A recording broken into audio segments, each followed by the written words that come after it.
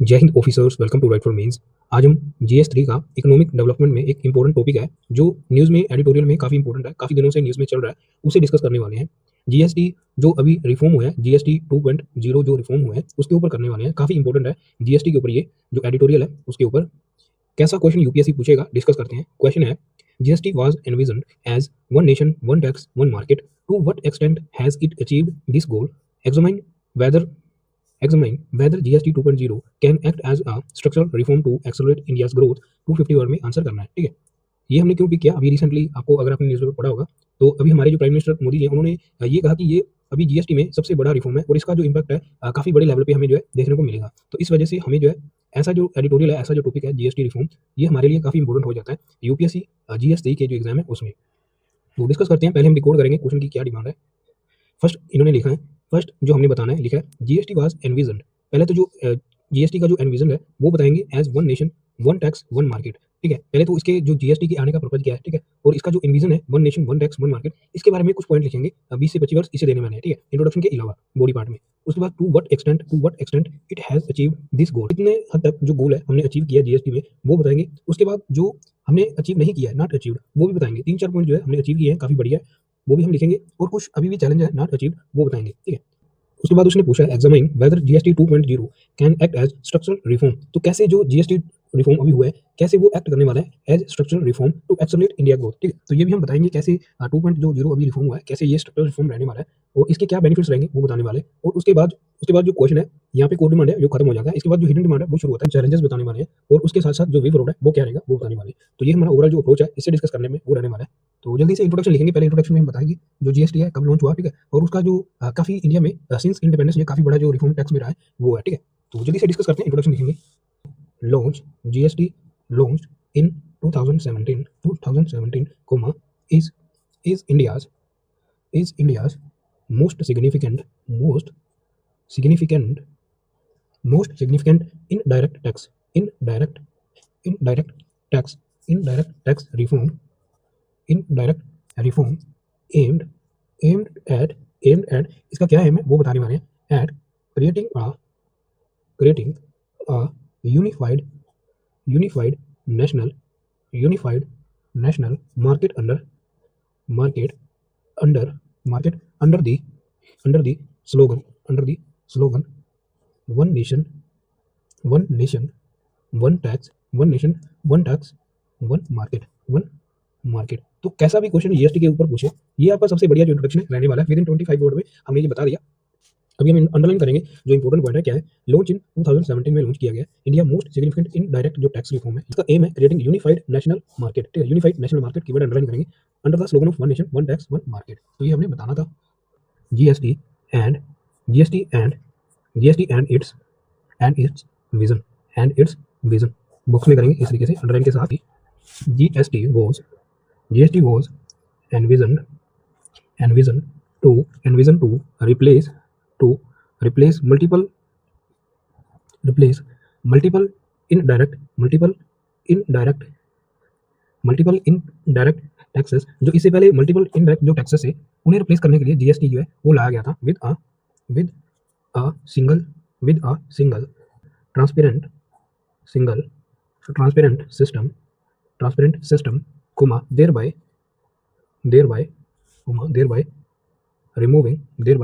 Removing जो cascading जो effect है उसे case cascading cascading effect cascading effect. ये क्या है केस्केडिंग इफेक्ट, काफी इंपॉर्टेंट कीवर्ड है, इसे बॉक्स में भी कर सकते हैं। इसका मतलब ये है टैक्स ऑन टैक्स, ठीक है। पहले क्या होता था, टैक्स के ऊपर टैक्स लगता था, तो उसे जो है सबसे बड़ा जो मुद्दा वही था, ठीक है। तो उसे सोल्व करने के लिए जीएसटी जो है एज ए सिंगल जो यूनाइट सिस्टम है वो बनाया गया, सिंगल ट्रांसपेरेंट जो सिस्टम है वो बनाया गया, जिसकी वजह से जो केस्केडिंग इफेक्ट है उसे रिमूव किया जा सके। नेक्स्ट आगे लिखेंगे reducing compliance burden and and enhancing and enhancing economic efficiency economic efficiency compliance जो बर्डन है इसे भी हम अंडरलाइन करेंगे। तो ये जो है जीएसटी और उसका जो विजन है उसके बारे में हमने बता दिया। नेक्स्ट जो क्वेश्चन की फर्स्ट जो कोर डिमांड है, नेक्स्ट जो क्वेश्चन की डिमांड है क्या अचीवमेंट्स रही हैं जीएसटी की, उसके बारे में लिखेंगे। उसके बाद क्या अचीवमेंट नहीं रही है स्टिल उसके ऊपर कहीं ना कहीं जीएसटी जो है लैग करता है उसके बारे में लिखेंगे। तो ये हमने फर्स्ट पेज कवर कर लिया। नेक्स्ट पे शिफ्ट करते हैं। अचीवमेंट्स, ठीक है, बुक्स में करेंगे इस तरीके से। तो क्या अचीवमेंट्स रही हैं उसके बारे में लिखेंगे, यहाँ पे शुरू कर देंगे unified unified tax unified system tax system across, जो फोन साइज है वो छोटा करेंगे अपनी स्पेस के हिसाब से, अक्रॉस स्टेट, ठीक है। तो ये तो इसका जो अचीवमेंट है वो रहा ही है, जो यूनिफाइड टैक्स सिस्टम है वो हो चुका है अक्रॉस स्टेट। सेकंड बताएंगे reduce reduce case केडिंग effect, case केडिंग ये भी हमने ऊपर बता दिया, लेकिन यहाँ पे लिखना जरूरी है क्योंकि अचीवमेंट है ये, वो क्या था इसका गोल था, ठीक है। तो ये अचीवमेंट है, अचीवमेंट में भी ये आने वाला है, केस केडिंग इफेक्ट्स जो है रिड्यूस हुआ है, लिखेंगे केस केडिंग इफेक्ट। नेक्स्ट आगे बताएंगे वाइडन वाइडन टैक्स बेस, जो टैक्स बेस है हमारा जो कलेक्शन है वो वाइड हुआ है, जिसकी वजह से क्या हुआ है फॉर्मलाइजेशन है वो हुआ है, इसकी वजह से क्या हुआ है फॉर्मलाइजेशन फॉर्मलाइजेशन, तो इसकी वजह से जो फॉर्मलाइजेशन है वो हुआ है।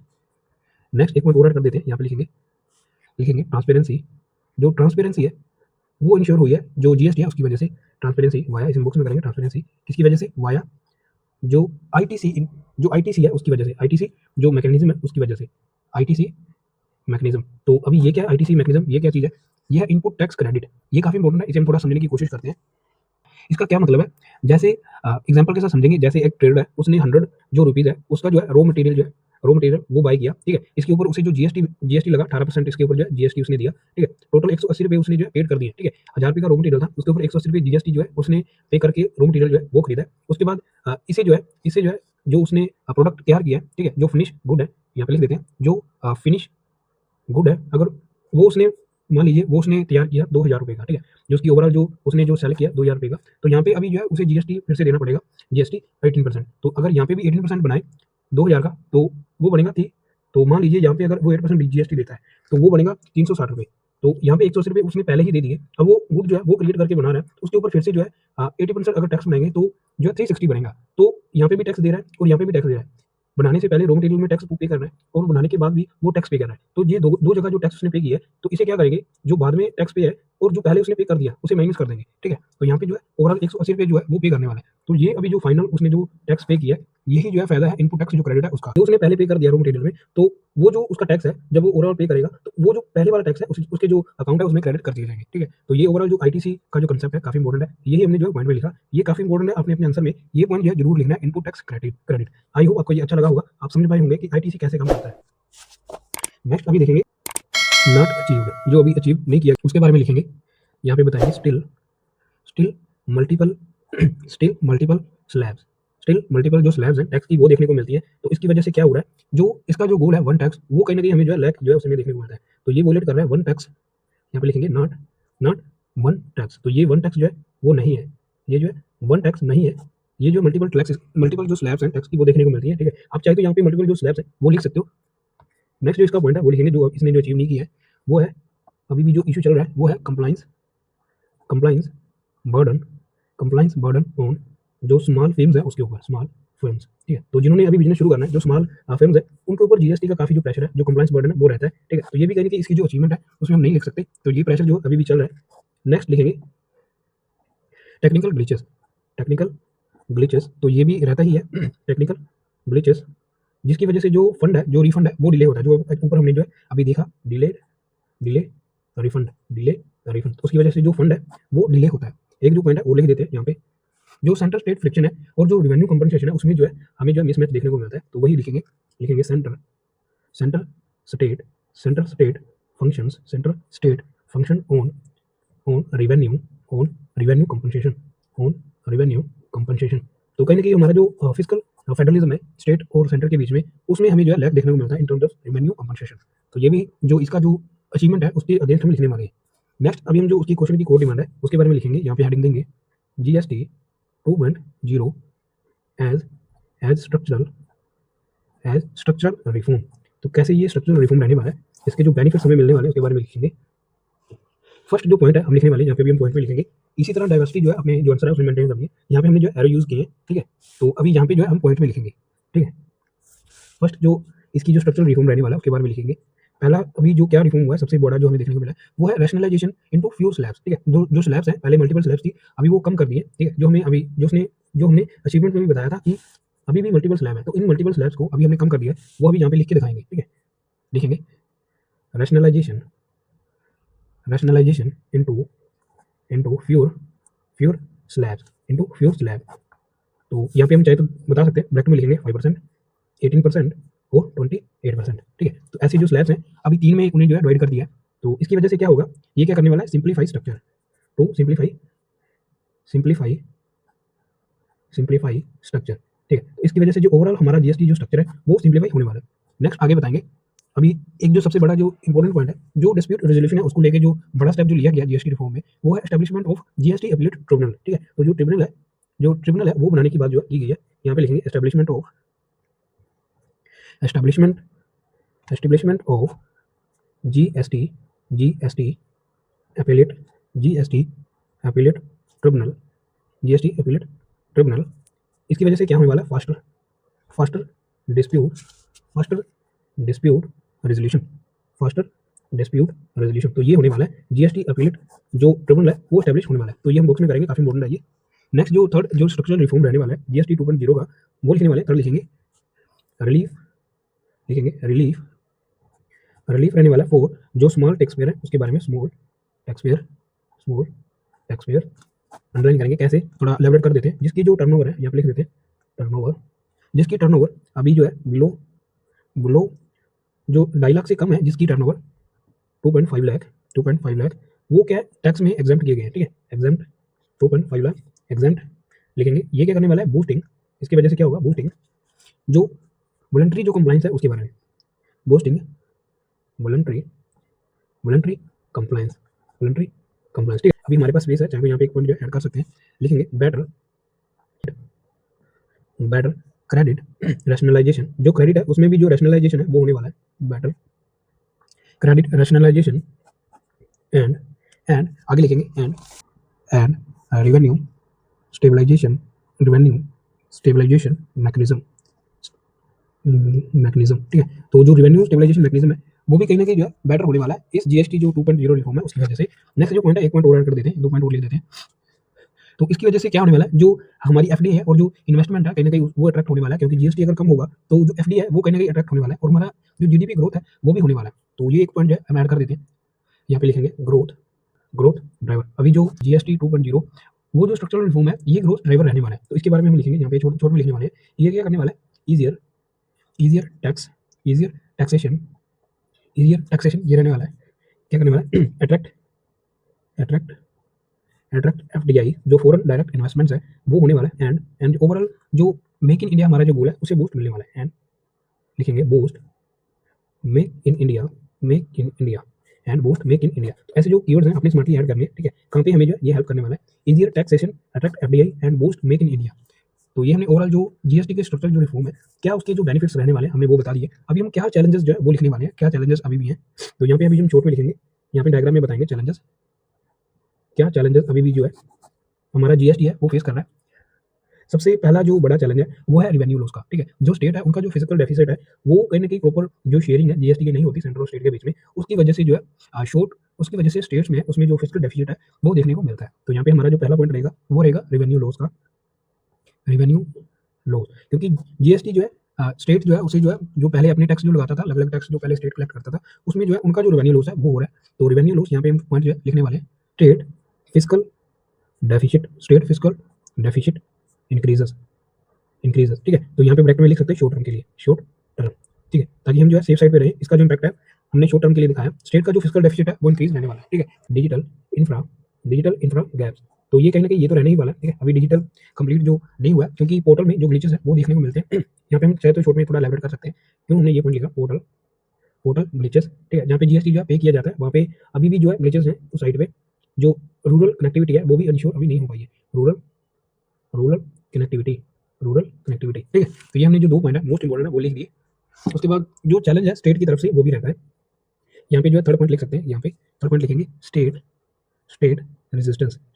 रेजिस्टेंस। तो ये जाहिर है जो स्टेट है वो नहीं चाहेंगी कि जो टैक्स कलेक्शन जो सेंटर कर रहा है उसकी जो परसेंटेज है उन्हें कम मिले, ठीक है। वो तो चाहेंगे हमें जो है ज़्यादा परसेंटेज जो है वो मिलनी चाहिए, क्योंकि उनका जो रेवेन्यू लॉस है वो हो रहा है। तो वो जो है स्टेट रेजिस्टेंस यहाँ पे जो है हमें कहीं ना कहीं देखने को मिलता है, क्योंकि उनकी जो ऑटोनॉमी है टैक्स कलेक्शन में वो लॉस होने वाली है। तो यहाँ पे लिखेंगे क्यों, फियर ऑफ ऑटोनॉमी, ठीक है। उनका उन्हें जो फियर है ऑटोनॉमी का, और जो कंपनसेशन इशू है उसके बारे में, एंड कंपनसेशन इशूज। तो ऐसे जो स्मार्टली अपने जो पॉइंट है वो कनेक्ट करके लिखने हमारे स्मॉल एंड मीडियम जो इंटरप्राइजेस हैं, ठीक है। तो वो जो है कंप्लाइंस फेस करने वाले हैं, कंप्लाइंस बर्डन जो है उनके ऊपर लेने वाले हैं। यहाँ पे नीचे लिख देंगे compliance compliance burden, compliance burden, ठीक है। तो उनके ऊपर जो कंप्लाइंस बर्डन है वो रहने वाला है, इसे हम बुक्स में कर देते हैं इस तरीके से। अभी हम चाहें तो एक दो पॉइंट है और ऐड कर सकते हैं।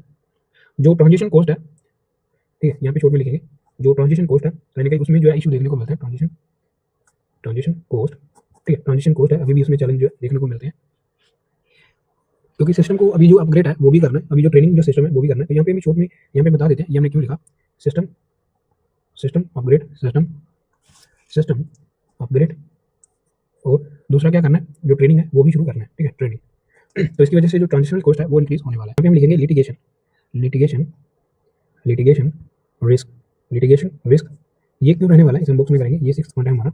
ये हमने क्यों लिखा, क्योंकि जो डिस्प्यूट है उसकी क्लासिफिकेशन और जो जो इनपुट टैक्स जो क्रेडिट है उसके रिलेटेड हमने जो लिटिगेशन रिस्क ये रहने वाला है। तो चाहे तो यहाँ पे लिख भी सकते हो आप, लिख देना disputes on classification, dispute on classification, and नीचे आप लिख दीजिएगा जो इनपुट टैक्स क्रेडिट है उसके हिसाब से हमने जो ये पॉइंट है वो लिखा है, ठीक है, इनपुट टैक्स क्रेडिट इशू, यहाँ पे लिख देना इशू। तो इन्हें जो लेकर लिटिगेशन जो रिस्क है वो रहने वाला है। तो ये हमने ओवरऑल अलग अलग जो चैलेंजेस है क्या रहने वाले हैं वो हमने बता दिया, इस तरीके से बुक्स में कर सकते हो आप।